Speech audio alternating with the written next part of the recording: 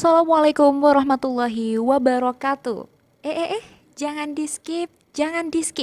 Kecaruk maning ambi ison ning podcast Mandua Banyuwangi. Senior Islamic High School to Banyuwangi, Great Dignity.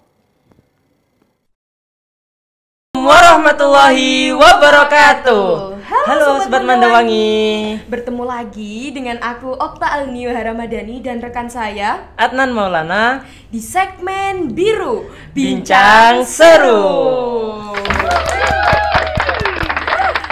Nah Kak Adnan, bagaimana nih kabarnya?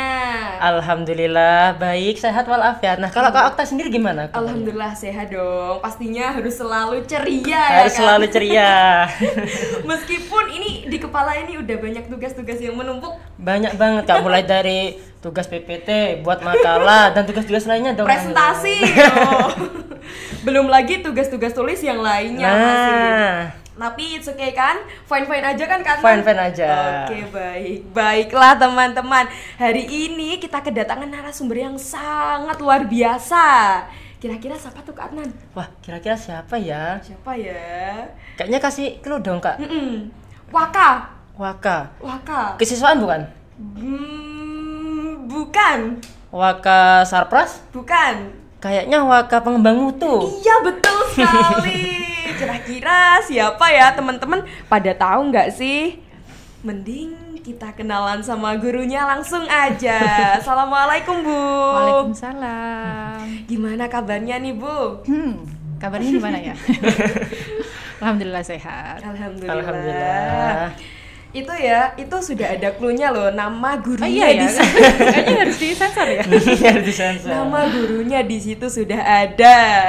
Boleh Bu, mungkin adik kelas yang belum kenal sama Ibu bisa kenalan di sini, lagi Bu. ya. Iya, betul. Assalamualaikum warahmatullahi wabarakatuh. Perkenalkan, nama saya Nikmatul Hidayah, biasa dipanggil dengan Bu Nani. Kebetulan selama di Mandua Banyuwangi ini saya mengajar sebagai guru biologi, mapel biologi, dan kemudian di tahun 2024 awal tahun ini alhamdulillah dapat tugas tambahan, yaitu sebagai penjamin mutu bidang akademik. Karena kan pengembang mutunya banyak. Jadi ada akademik, ada kepegawaian, sama satu lagi keagamaan. Kebetulan saya di bidang yang akademik. Gitu. Baik. Sudah ya. Ini ya Bu, langsung aja kita langsung to the point. Kira-kira ya Bu, habis ini mau ada kegiatan apa nih Bu? Kalau beberapa ke depan ini ya masih seputar yang dijalankan sama bidang saya. Kebetulan itu adalah masih lomba-lomba, delegasi lomba-lomba terutama di universitas. Karena kan kalau SMA atau aliyah itu kan lebih dekat dengan universitas, karena kan setelah itu kan jenjangnya adalah ke universitas. Jadi memang kita banyak lakukan pendelegasian siswa-siswa untuk mengikuti lomba di universitas. Karena kan sebenarnya ketika di universitas itu, ketika kita mengikuti lomba, menang atau tidak, setidaknya kita memperkenalkan diri dari universitas itu. Supaya, oh ternyata Mandua itu ada ya. Ya ada, padahal kan sudah besar gini. Nah jadi itu sementara. Kemudian yang sedang berjalan saat ini ya program-program lomba yang kebetulan saya sendiri kan juga tahun ini juga membina riset juga. Jadi mendampingi anak-anak untuk riset. Nah, riset ini kebetulan kemarin untuk yang MyRes ini adalah lomba riset yang dilaksanakan oleh Kementerian Agama, itu alhamdulillah lolos 30 besar se-Indonesia. Nasional. Bidangnya tapi yang bidang MST, Matematik, Sains dan Teknologi Terapan itu tadi. Matematika tuh. Kalau teman-teman tuh mikirnya matematika pasti ngeluh gitu. Gitu. Tapi kan nggak harus matematika ya kan, Ya, ada biologi, ada bidang kimia, fisika dan sebagainya. Itu. Ngomong-ngomong kemarin tuh penelitiannya gimana Bu? Kalau kemarin itu kan sebenarnya yang lolos ini kita fokus proposal-proposal yang dibuat anak-anak itu kan kemarin banyak difokuskan ke Ijen. Kenapa ke Ijen? Karena memang Banyuwangi sekarang kan sedang membranding diri terkait dengan Ijen Geopark. Jadi sedang membranding diri Ijen Geopark dan ini juga menuju ke Global UNESCO kalau tidak salah saya ingat. Nah itu juga jadi fokus kita, tema untuk yang bisa diambil anak-anak. Karena kan ada banyak hal yang bisa diteliti di Ijen Geopark. Jadi tidak hanya kita teliti terkait dengan keilmuan sainsnya, tapi bisa ke ke secara sosialnya, budayanya, banyak sekali. Tapi emang Banyuwangi sekaya itu loh Kak Afnan. Sekaya itu. Mulai dari sumber daya alam, budayanya, tradisinya. Betul. Makanya kita itu di Banyuwangi itu harus pintar-pintar ya Bu, mengolah yang ada di Banyuwangi. Memanfaatkan sumber daya yang ada. Nah, kira-kira tuh Bu, waktu penelitian di Ijen itu meneliti tentang apa sih? Kalau yang tahun ini kebetulan tentang batuan obsidiannya anak-anak. Batuan obsidian. Sebenarnya tahun lalu kita juga lolos juga, kebetulan juga 120 dan kemudian 30 besar. Cuman yang 30 besar yang tahun lalu itu di bidang biologinya. Di bidang biologi. Kemarin biologi dan kimia. Nah, tahun ini itu yang lolos 30 besar itu hanya yang kimianya saja. Kimianya saja. Nah, kebetulan kalau untuk yang kimia ini anak-anak meneliti tentang batuan obsidian, Ijennya. Kemudian bagaimana batuan obsidian ini bisa dijadikan sebagai silika gel. Apa itu Bu silika gel? Silika gel itu penyerap kelembapan udara. Jadi biasanya kan kalau di kotak-kotak sepatu, tas itu kan ada kayak ada kayak pengawet gitu ya Bu ya. Butiran-butiran gitu yang ya. dibungkus sama kertas itu. Nah, itu adalah salah satu silika gel. Makanya kan supaya sepatu atau kertas tas itu kan tidak berjamur. Tujuannya adalah supaya diserap sama si silika gel itu tadi. Kira-kira itu akan diaplikasikan ke apa Bu? Iya sama, sebenarnya itu nantinya juga silika gel itu tadi harapannya adalah ternyata batuan obsidian yang ada di Ijen itu juga bisa dijadikan sebagai silika gel gitu. Karena kan di dalam silika gel dalam batuan obsidian itu kan biasanya mengandung silika. Nah, silika itu kan bahan dasarnya sebenarnya kaca. Salah satunya itu. Nah, kemarin tuh Kak ya, aku sempat bantu untuk anak yang riset. Nah, itu batu obsidian itu warnanya kan hitam ya Kak. Nah, tetapi ketika dipecah itu kayak kaca Kak. Oh, jadi bening gitu Bu. Jadi berlian. Nah, itu kira-kira gimana Bu? Kandungan yang di dalamnya? Kandungan di dalamnya ya sama halnya seperti kaca sih. Jadi silika gitu tadi ya? Silikanya itu bentuknya seperti kaca. Seperti kaca. Kalau tidak salah begitu ya, karena saya kan bidangnya biologi. Ya literatur yang sedikit saya baca seperti itu. Kalau tahun ini kan batuan, kalau tahun lalu air. Tahun lalu cacing juga. Cacing juga. Cacingnya, aduh nggak ngerti itu mau neliti apa aku juga nggak tahu. Karena emang riset itu gampang-gampang susah ya Bu ya. Iya gampang-gampang susah dan kayaknya juga pembelajarannya juga bikin anak-anak juga up down juga. Up down. Betul. Kan Adnan sama Okta kan juga bagian dari riset kan. Iya betul banget. Jadi ya jadi kayak ya kita nikmatin aja proses belajar ya Bu ya, karena riset itu merupakan sebuah pembelajaran dasar nanti yang akan diterapkan pada saat kuliah. Betul, sebenarnya riset itu kan tidak hanya untuk akademisi. Sebenarnya kalau setiap orang itu pasti akan melakukan riset sih sebenarnya. Ada yang riset itu tertulis, dituangkan dalam tulisan. Ada juga yang tidak dituangkan dalam tulisan, jadi kita jalan-jalan, kemudian kita mengamati sesuatu, kita menemukan permasalahan, kita kaji sendiri. Soalnya itu kan juga sudah riset. Iya. Kepo itu juga. Iya, kepo itu juga riset. Kita mengamati fenomena anak-anak muda sekarang itu juga riset. Kepo terus kita berusaha mencari tentang faktanya itu ya juga dinamakan riset. Oh ya Bu, kemarin itu ya ada yang tanya adik kelas ini ya di saya, Mbak Okta kira-kira masuk riset itu apa aja sih persyaratannya, boleh disebutkan? Kalau ditanya persyaratannya masuk riset itu apa, sebenarnya yang pertama adalah anak-anak punya keinginan dulu sih belajar riset. Nah, Karena kalau anak-anak sudah tertarik, sudah pengen tahu tentang riset, dia ditempa model gimana pun kan tahu sendiri kan pembelajarannya bagaimana. Nah itu pasti ya mereka akan tetap bertahan di riset. Ya itu yang pertama, mereka punya kemauan tinggi. Yang kedua, punya rasa ingin tahu. Nah, karena kan awal dari riset itu kan adalah dari permasalahan-permasalahan. Jadi mereka ingin tahu apa sih kepo itu tadi. Kritis, kepo itu termasuk dari kritis. Gitu. Nah, tapi ya Kak, semenjak aku ikut riset itu biasanya tuh gampang kritis Kak pikirannya. Misalnya kayak hal-hal yang sepele mungkin teman-teman kayak lagi makan gitu kan, kita lagi makan snack itu kan lihat kandungannya tuh. Nah, semenjak riset tuh kayak saya kepo gitu loh. Mau lihat kandungannya ini apa, manfaatnya ini apa gitu. Iya, betul. Bisa Bu, dia kritis Bu. Jadi segala apapun yang mau jalan ini dipikirkan dulu ya. Kadang juga hal sepele pun. Ini kayak misalkan kita ngangkat HP kayak gini. Ini pun juga ada. Iya betul. Iya.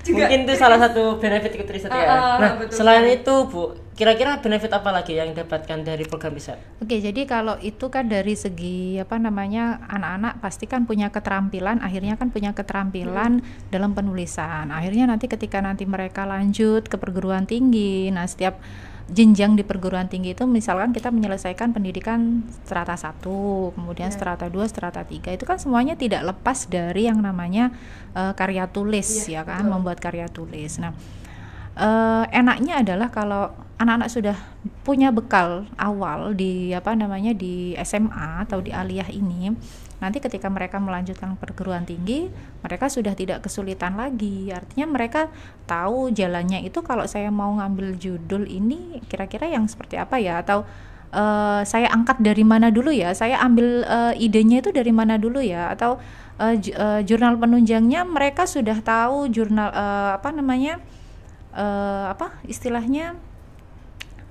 tempat jurnal mana yang mau mereka tuju. Intinya punya dasaran. Iya betul. Jadi udah punya bekal dulu.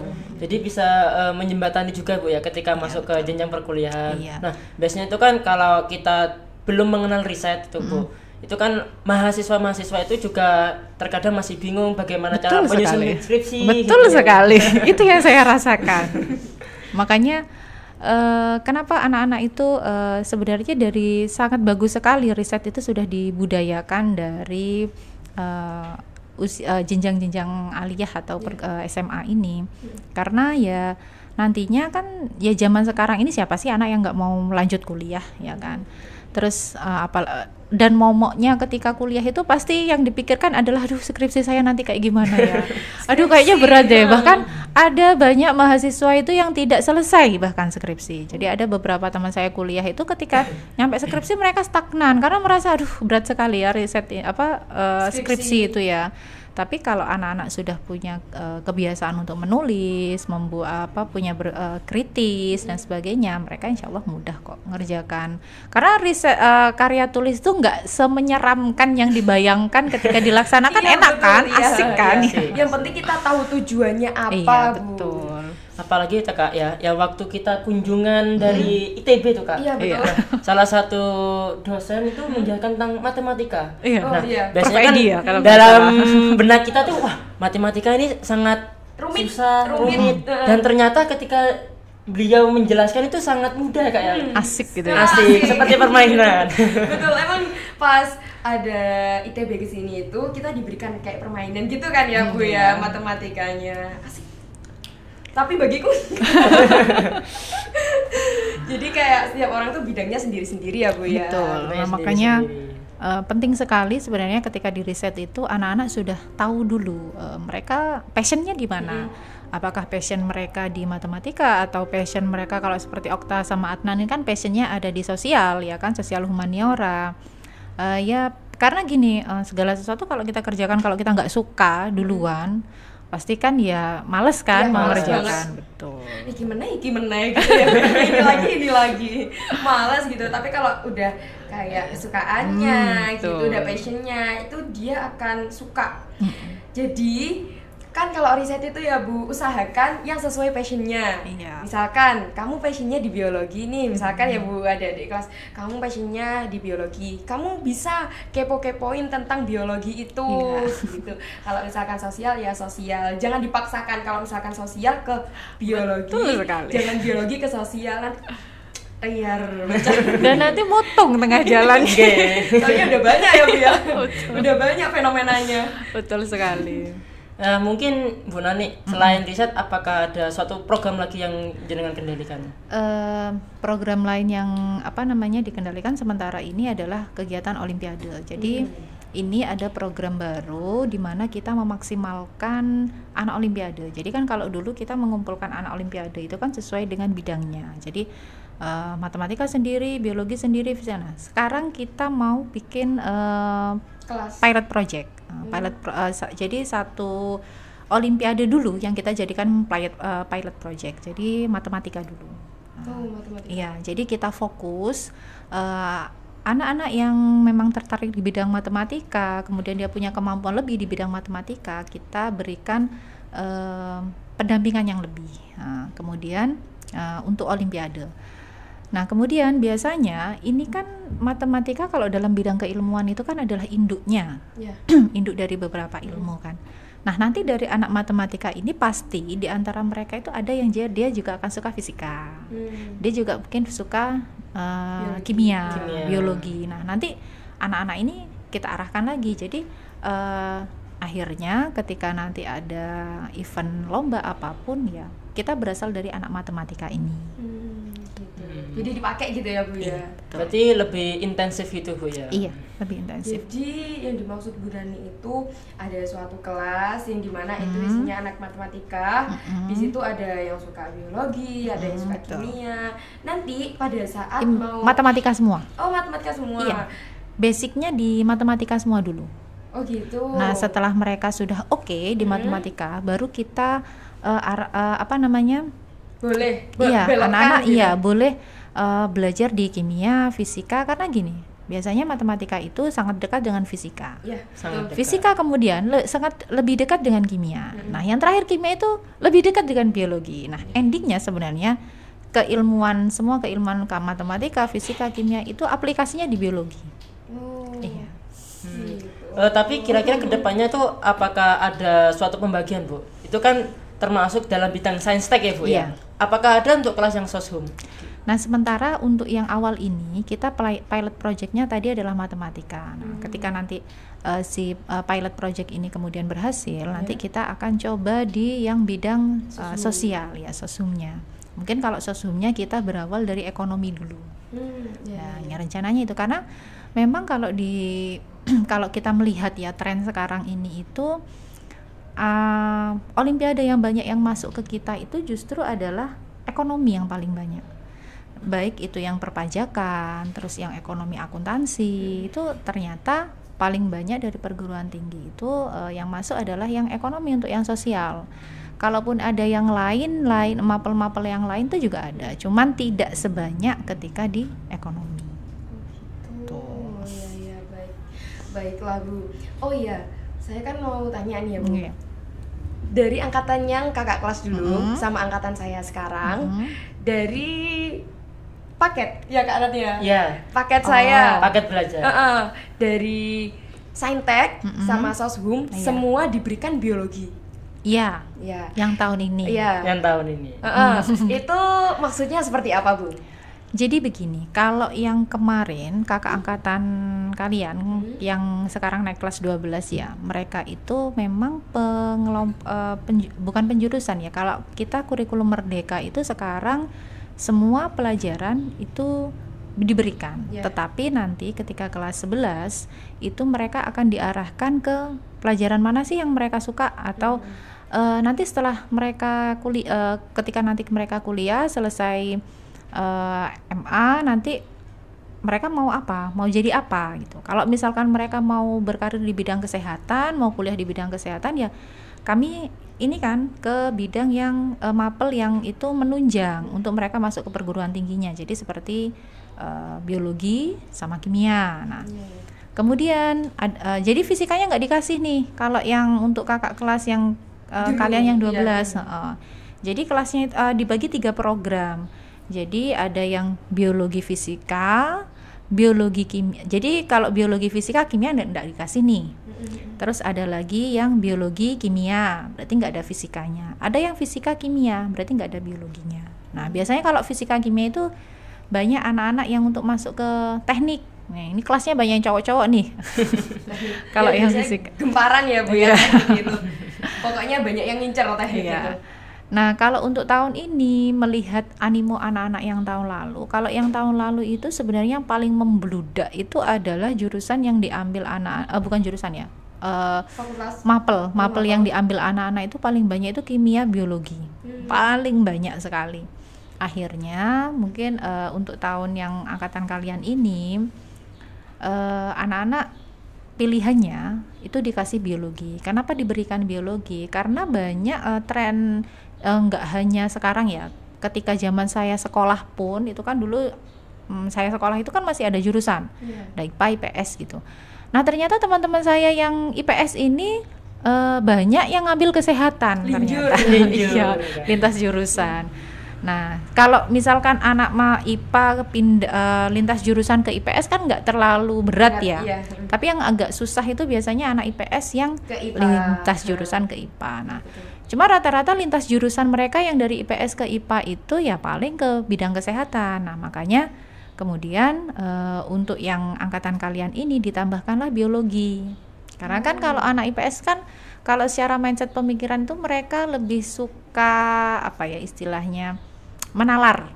Ya kan lebih suka menalar. Nah, sedangkan biologi itu kan banyak lebih kita menalarnya daripada ngitung-ngitungnya. Benar. Karena alasannya masuk IPS karena biasanya nggak suka matematika nih, nggak suka hitung-hitungan kan. Padahal matematika pun tetap ada. Iya, apalagi di ekonomi. Tapi kan tidak dituntut seperti di IPA kan. Iya betul. Berarti itu bisa menjadi suatu alternatif tersendiri ya Bu. Iya. Nah, kalau Ibu sendiri itu mapel yang dipegang apa Bu yang diajar di kelas? Biologi. Biologi saja. Biologi saja. Loh, yang ngajar aku loh Kak Adnan. Iya, kan di IPS Bu Nani sekarang ngajar. IPS juga. Bukan IPS ya, sosum gitu.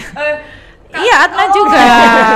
Tapi beberapa kali saya masuk kelas, Adnan enggak ada, lagi podcast. Dendi. Iya kayak sibuk. Kan Adnan kan paling sibuk nih. Iya. Si paling sibuk ya. Iya, betul. Si paling sibuk. Oke, baiklah Bu. Nanti kapan-kapan gimana Bu kalau podcast bareng sama teman-teman yang masuk di Mayres tadi gimana? Yang 30 besar itu ya. Nanti kita bagi pengalaman bagaimana mereka pas penelitiannya ya kayaknya. Karena kan sekarang juga Ijen ditutup ya. Nah, itu juga yang kemarin itu agak kita pusing sekali itu. Jangan di spoiler di sini Bu, nanti aja sama teman-teman yang masuk di Mayres. Apalagi nih Kak Adnan kira-kira? Nah, mungkin ada strategi kedepannya untuk siswa-siswi yang baru Bu, kelas 10. Untuk siswa-siswi yang baru untuk kelas 10 biasanya anak-anak itu kalau biasanya itu mereka lagi bingung. Seringnya itu nanti mereka mau apa ya biasanya itu. Nah akhirnya ketika menentukan apa yang mereka inginkan mereka galau. Nah, jadi untuk adik-adik yang kelas 10 yang mau naik kelas 11 nanti dipastikan benar nantinya mereka mau lanjutnya di mana. Terus kemudian mapel apa yang memang benar-benar mereka inginkan. Jangan hanya karena temennya ada di kelas sana dia ngikut-ngikut. Nah, jadi kan kalau anak-anak itu biasanya suka ngikut-ngikut. Jadi pastikan benar keinginannya apa, kemauannya apa nanti ke depannya supaya nanti bisa menentukan rencana studinya. Sesuai kemampuannya. Iya, yang pasti adalah disesuaikan dengan kemampuan. Jangan dipaksakan. Jadi kalau memang dia bidangnya adalah, jadi penting sebenarnya tentang analisis diri itu penting sekali. Menganalisa dia itu sukanya apa. Kalau misalkan dia memang basicnya adalah sosial, ya jangan dipaksakan di IPA. Tapi mindsetnya orang itu kan ada gini, di IPA itu kan anaknya pinter-pinter ya, pasti adalah masih di stigma masyarakat kita kan seperti itu. Akhirnya dia memaksakan diri supaya bisa dibilang pinter untuk masuk ke, padahal kan semua bidang itu sama. Tergantung anaknya. Tergantung anaknya, betul. Tergantung anaknya. Jangan dipaksakan, intinya begitu. Apalagi kalau misalkan orang tuanya sudah menuntut ini, nah itu yang kayaknya agak susah ya. Agak susah banget Bu. Iya. Karena misalkan kemauannya orang tuanya di sini, sedangkan anaknya itu kemampuannya di sini. Iya. Kayak Iya. berbalik arah gitu loh Kak. Jadi agak susah banget. Iya, jadi pentingnya bisa meyakinkan orang tua. Iya. Jadi bisa dibilang baik-baik, Bu aku itu loh bidangnya bisanya di sini, aku di sini aja gitu. Makanya jangan takut-takut kalau masuk ke BK. Jadi biasanya anak-anak itu kalau masuk ke BK itu mindsetnya pasti ada ini ya, ada poinnya banyak ya. Apalagi kalau buku kena cinta masalah itu nih, banyak. iya buku cinta. Warna merah ya. Jadi BK itu adalah tempat anak-anak untuk berkonsultasi. Ya. Jadi kalau misalkan masih menemui kebingungan untuk anak kelas 10 yang nanti kelas 11 untuk menentukan studinya, lebih baik datang ke BK, terus kemudian konsultasi, dilihat juga dengan nilai rapotnya gitu. Oke, baik. Nah, kalau Bu Nani sendiri lebih banyak mana jam mengajar antara kelas sosum dan kelas saintek? Yang jelas kelas saintek. Karena kan kalau saintek kan sesuai bidang saya, biologi, dan kalau jumlah jamnya pun juga lebih banyak. Sebenarnya kan kalau kurikulum merdeka tidak ada saintek sosum ya, cuman kita lebih mempermudah aja mengumpulkan anak-anak sesuai dengan bidangnya, minatnya anak-anak. Tuh. Karena nanti kalau dipaksakan. Iya. Dan kan ngajar anak saintek dengan anak yang sosum itu kan juga beda karakter, beda beda kemampuan juga. Nah, tapi itu Bu ya, kadang saya dengar stigma itu bahwasannya kamu ambil jurusan IPA aja deh biar lowongan pekerjaannya tuh banyak. Tuh apa benar Bu? Itu Bu. Sebenarnya salah sekali. Karena nantinya ketika kita di dunia kerja, ketika kita sudah di dunia kerja itu kadang jurusan itu nggak jadi kayak contoh nih, misal bankir, profesi bankir. Profesi di bidang perbankan itu banyak teman-teman saya yang saya sendiri kan lulusan FKIP kan, pendidikan biologi, tapi banyak kok teman-teman saya itu yang berkarir di bidang perbankan. Nah, jadi sebenarnya jurusan ini atau ini pun juga tidak mempengaruhi juga, cuman lebih enaknya kan kalau kita belajar sesuai keinginan kita kan semangat terarah gitu. Semangatnya pun kalau misalkan sesuai kesukaan kita itu kayak semangatnya masih ada. Iya. Dan yang jelas kuliahnya nggak molor-molor gitu loh.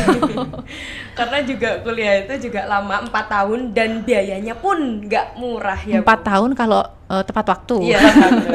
Kalau nggak tepat waktu ya maksimal 7 tahun, 14 semester. Wow, itu beneran ada Bu? Iya, ada. Jadi kalau di perguruan tinggi itu maksimal adalah 14 semester. Jadi kalau si mahasiswa ini lebih dari 14 semester ya dia harus siap di DO, drop out gitu. Otomatis itu Bu? Iya, otomatis karena dia sudah mencapai batas maksimalnya. Nah, jadi karena kan gini, perguruan tinggi pun juga punya standar masalahnya. Jadi maksimal ya masa studi yang diberikan oleh kampus itu adalah 14 semester atau 7 tahun. Nah, yang terakhir ini Bu, mungkin ada kesan dan pesan untuk siswa-siswi MAN 2 Banyuwangi. Oke. Jadi untuk siswa-siswi MAN 2 Banyuwangi apa ya pesan dan kesannya? Yang jelas kalau anak-anak untuk yang siswa-siswi MAN 2 Banyuwangi ya sebagai pelajar ya harus belajar dengan giat, belajar dengan baik, dan yang paling utama adalah taati guru. Karena kesuksesan orang itu tidak hanya sekedar dari usaha kita, tidak selalu semuanya dari usaha kita, tetapi ada juga doa-doa dari guru, orang tua. Nah, jadi bermanfaatnya ilmu itu bukan karena kita pintar kadangkala, tapi karena kita istilahnya taat kepada guru. Berkahnya adalah dari guru. Nah, kemudian ketika nanti kalian semua di bidang artinya di perguruan tinggi, jangan hanya jadi mahasiswa kupu-kupu, kuliah pulang. Kalau bisa kembangkan potensi. Nah, kalau ada yang di madrasah ini bisa dikembangkan potensi kalian, kembangkan seperti Aknan sama Okta. kayaknya potensinya udah tahu nih ya, di jurnalis, di podcast. Nah, kembangkan aja. Jadi apa yang ada di madrasah ini silahkan dikembangkan untuk pengembangan diri, karena itu nanti bisa jadi bekal. Memanfaatkan Yang selagi ada dan organisasi. Nah, kayaknya kita udah cukup lama ya, Kak. Iya, cukup lama kita berbincang. Terima kasih banyak Ibu Sama-sama. sudah meluangkan waktunya untuk Sama-sama. podcast hari ini. Oke, baik. Semoga kita bertemu lagi di podcast yang akan datang ya, Bu ya. Oke, dengan anak-anak riset ya. Ya, betul. Nanti setelah anak riset pasti ada podcast lagi. Banyak sekali ya. Nanti- Kejar tayang sekali ya kalian ya. Semoga bertemu dengan Bu Nani lagi. Amin.